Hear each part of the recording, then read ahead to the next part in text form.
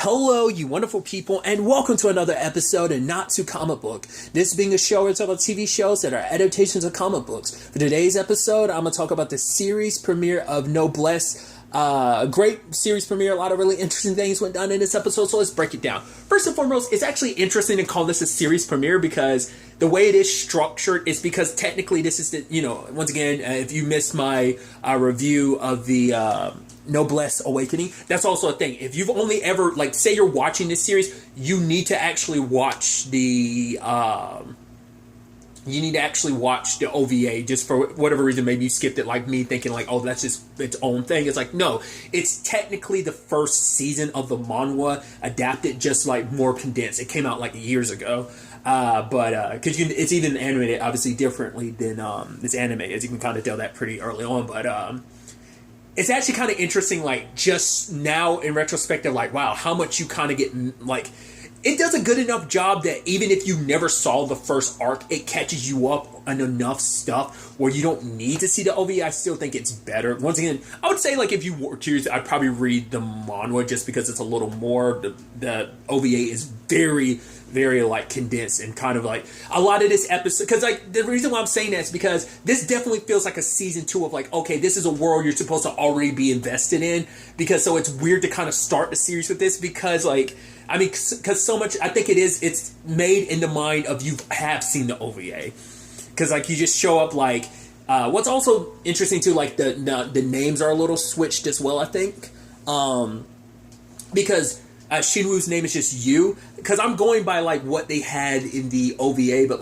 because Ikon's name is just Manabu and Shinwoo's is Yu, so I don't know if that's a translation thing or maybe that's what it always was, but I distinctly remember Shinwoo's name being Shinwoo from the manhwa, but like I said, maybe that's an adaptation thing of translating it to Japanese. I don't know. But it is interesting, like I said, a lot of stuff will be out of context, but it fills you in enough, because it also fills in some of the blanks I had at the end of the OVA, because the OVA kind of just ends, and I'm so we're not going to get the resolutions to some of that, and I was I figured they were going, I was thinking maybe they'd kind of cover it, and ultimately they do, but I'm curious, was it like that in the manhwa? So once again, iterating some stuff I brought up in my review of Noblesse Awakening, the OVA. If you hear it, I have read the manhwa. Granted, it's been many years. Once again, even longer than it's been since I've read Tower God, and that's been a couple years. But it was a couple years before that, the last time I read Noblesse. So I don't remember everything clear. I remember some pieces here and there, but regardless, the point was I didn't remember if they started season 2 of the manhwa, because season 1 of the anime, what we're seeing right now, where we're at currently, is season 2 of the manhwa. So I don't know if that's the way it was handled in the manhwa too, or was that kind of tacked on at the end of season 1? I thought it was some of that explanation about M21 being, him and M24 being a part of the union, and explaining all that to Frankenstein and Rai, and them letting them, Frankenstein's oh, you can stay here, because obviously the union's going to want you dead because, you betrayed them and everything, but at the end of the day, it's my master's decision, and Rai's the one that comes and gives the okay. Because it's at the end of the day, you did save the children, they got some minor scraps, but obviously it also answers the question too. I was if I remembered correctly, their memories were wiped, and it's yeah, Frankenstein's okay, good. It seems the memory wipe went through, but I love it though. It's just once again, some of this shenanigans in this episode is what's kind of missing a little bit from the OVA. Some of the stuff they had to cut out was the shenanigans between Rai and his pals, and so it's the bits where Frankenstein having to be it's so he's being so dramatic, and it's for silly reasons, where it's wait, master, he wants this, and he opens the drawer and there's a glowing light, and then later on Rai goes into the classroom and signs Yu's cast as well, drawing a cat on it or something, and how dramatic he was when he opened it, the marker and everything. I thought it was pretty dope. And even Frankenstein being master's having fun. It's actually pretty dope.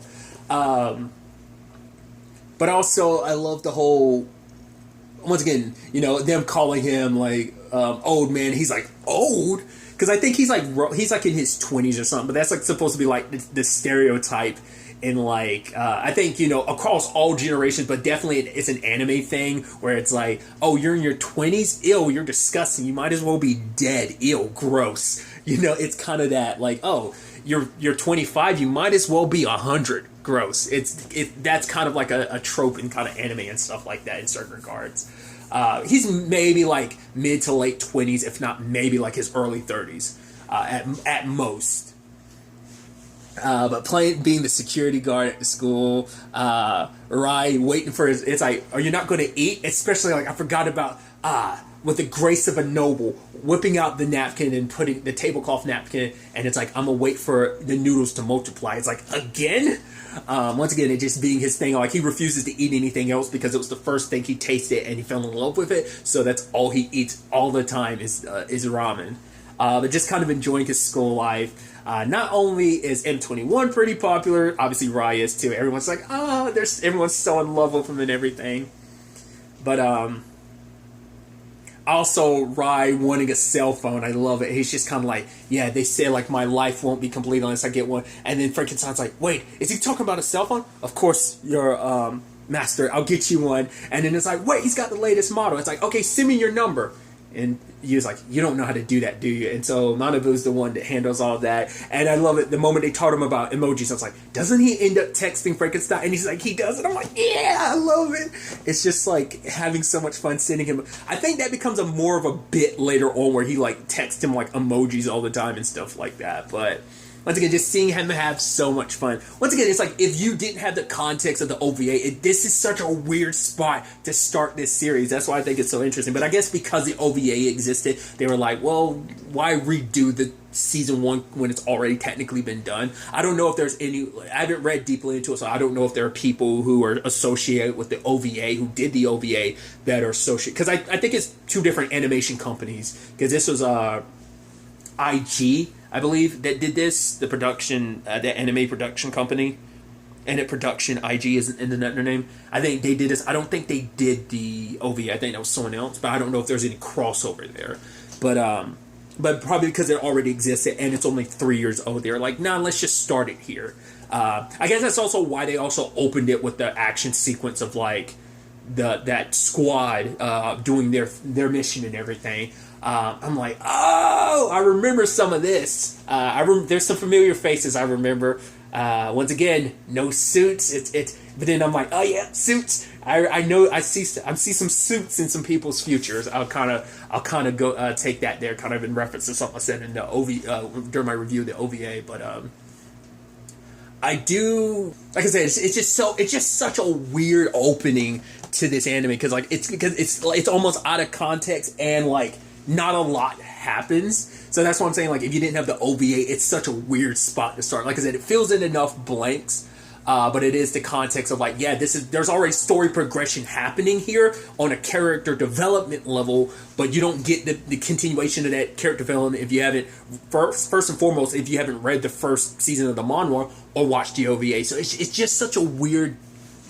Not like it's a bad choice, but it's such a weird choice that I'm glad I watched the OVA beforehand, just instead of being like, I'm going to start where the anime starts. It's like, no, it's a good thing to watch the OVA because it brought me back into this world, you know. I mean, because even the OVA being what it is, it's still kind of weird it being as condensed as it is and just kind of the way it ends as well. But it's like, it actually flows together really nicely. Once again, even though these were done like 3 years apart from each other, the OVA and the anime, it still like flows very nicely. I think they did a really good job of making it seem like seamlessly from picking up where the OVA ends to picking up where the anime starts is actually interesting. But enough about that. I mean, it's just interesting.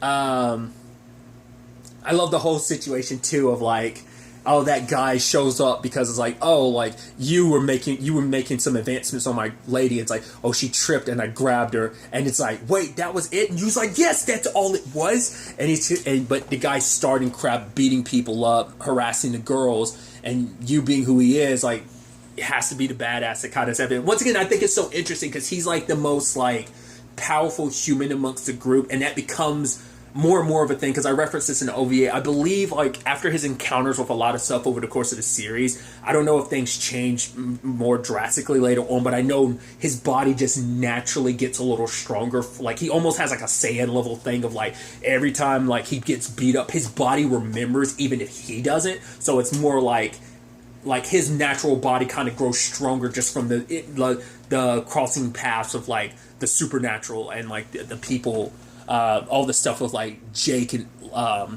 everything. But initially, M21 didn't want to get involved because for him it's like, right, I'm supposed to be laying low, but the guy, like, you know, Yu's getting hurt, and so Rai's there, and he's just staring, once again, not saying anything. And M21's like, he wants me to get involved? Oh, is he trying to intimidate me? I can't get involved, I'm supposed to be laying low. But he reluctantly gets involved, especially when, like, the old man janitor's trying to step in, especially because him and M21 have a moment of, like, he's like, I love this place because, like, oh, the director, he's such a good person, so him bringing you on must mean you're a great person too. Like, oh, he built this, you know, he made sure that this school was possible, so, you know, this is a wonderful place. And the moment, like, the janitor was, you know, the groundsman was getting picked on, you know, M21 stepped in, effortlessly brought the guy to his knees with a chain. He's like, right, and threw him into the car. And he's like, if there weren't other people watching, you'd be dead right now. So he scatters. Everyone's like, oh my god, you do martial arts and whatever. And it's just like, I love that you immediately see Rai going back to eating. Because I think that, once again, that could be tweaked for the anime, or maybe that's exactly how it goes in the manga. But I don't think it was necessarily like Rai was forcing his hand. I feel like I thought the reason why was because M21 was like, wait, if I don't get involved, Rai is, and it's going to get bloody.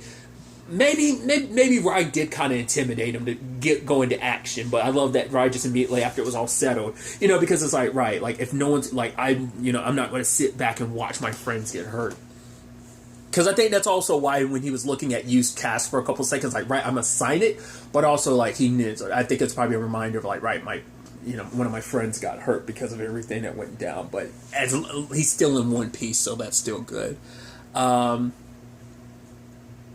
after everything, interestingly enough, it's like, you know, I think this also gives us a little bit of more of what I was thinking the OVA would have covered, like the M21, M24 thing, of, like, obviously the allies they lost, them being experiments, them wanting to live kind of an ordinary life, trying to find that for themselves, because they don't actually even have names. They're just subject numbers, and both him and M24 wanted to try and find names not only for themselves but for their dead colleagues. So M21 makes it, you know, promises to keep that promise alive, so he's going to live a life kind of as ordinary as possible until he can find a name for himself, M24, as well as all their other friends that died, you know.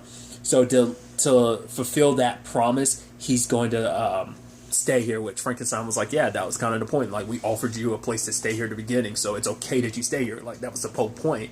But then Frankenstein's like, right, I think I finally see why you wanted him to stay here, master. And then Rai kind of smiling a little bit. And it's like, dude, that's pretty dope. But obviously, that squad has made their way to town. They were sent by the Union to investigate what happened to Jake and Marie, the whole coffin thing they were supposed to investigate, plus the two missing other, like, failed experiments. What's up with them?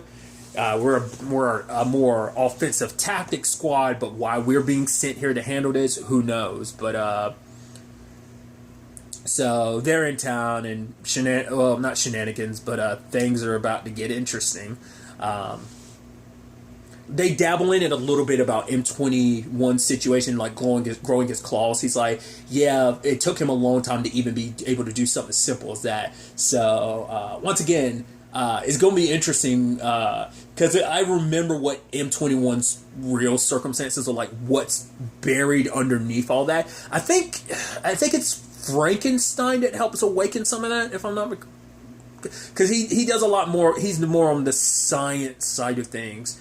We haven't really gotten into that. I think the outro kind of has a lot to do with him, like the table of all that stuff. Which, side note, really quickly talking about it, I should have talked about it at the beginning. That opening is so wild. I mean, I guess because it's been so long since I've seen anime, I'm like, man, they are throwing all the arcs at you at the beginning. But then I'm also like, oh, because, like, looking at some of the thumbnails for the later episodes, I'm like, oh, so this kind of goes to, it seems like this anime is going to cover maybe almost everything I've read of this manga. So, I mean, I think everything is going to, in this series, is going to be pretty condensed. I feel like the Island arc that I was referencing during the OVA, like, when you kind of dive into, like, Rise Past, I feel like that's probably going to be the biggest arc, because I think that's the third arc. I think that's season 3. Obviously, we're currently in season 2 of the manhwa, but I think season 3 is all the stuff on the island, and I think that's going to take up most of the season. If not, this series might actually go for. I don't like. Once again, I don't know if this actually covers the entire. Like, because I know just based on the intro that it's covering stuff around where I last left off in the manhwa. I think it might even end up going further, just depending on like how much they're able to condense down. I'm, but still, it's crazy because I wasn't expecting like them to show some of those arcs. I was like, oh, but in the grand scheme of things, I guess it makes sense if you condense a lot of stuff that you'd end up covering a lot of this series. I mean, especially considering like a lot of, like any manga or other manhwa, they all get shorter the longer they run, because the beginning is usually the longest, and then as it progresses, it usually gets shorter and shorter, like chapter-wise, how many pages the chapters are and stuff like that. But once again, like going to the outro too, that's like, for one, like I got to listen to him a little bit more, but I don't know what it was. Like, I really liked the combination of like what we were seeing in the outro, but also the music. I was like, oh, it's a little like, I don't know, it's one of those things that kind of gets into your soul. It just makes you feel something. You're like, like in a good way, it makes you feel something. But I can't, like, I'm sure it's an animation style, but it's like all that stuff looks super photorealistic, and like that blending of the animation styles, like that looks so beautiful too, that it's like, it's so wow. Just like the shadows of Rai and Frankenstein, and Rai drinking his tea and everything. I'm like, dude, that's such a nice outro. And even the little stinger at the end. I brought this up during the OVA. The only names I initially remember are Rai and Frankenstein's. Those noble, I'll go ahead and drop it. The noble vampires at the end, I don't remember their names. I know they're around for a while, but I don't remember their names. I believe the girl, doesn't she end up having a thing for you, if I remember correctly? I think she kind of has a thing for him, if I'm not mistaken. She kind of grows attached to him. Like I said, I just don't remember their names, but yeah. I guess I remember that them showing up later. I didn't remember that was all in the same arc/season. Maybe it is. I guess because like the next arc would be like everything on the island, and I think they show up before all that. So shenanigans going to ensue with them at the school as well. But like I said, kind of a weird start to the anime, but I'm excited to continue down this path. Filling in some of the gaps. Like, I have some ideas of where things and characters end up, but I don't remember everything. So I'm really interested to kind of dive back into this world and see where the next episode takes us with all of this. I brought this up during the OVA, but I figure I'll bring it up here too. Like I've been doing lately, I'm going to be dropping all these reviews at once. So if this is up, that means the rest of season 1 will be up too. I'm going to try and put them up like 30 minutes from each other. Maybe I'll shorten the time to 15 minutes. I don't know. It just depends on how I'm feeling. But if I am able to finish this all in time, this should go up Sunday. So hopefully. If not, this will be going up some other day. But it doesn't matter. Whatever day it ends up going up is all going to go up at once. So just know that. So, but really, that's all I want to talk about. Till the next time we meet, be happy, be safe, live life to the fullest, and enjoy it. Good day and goodbye.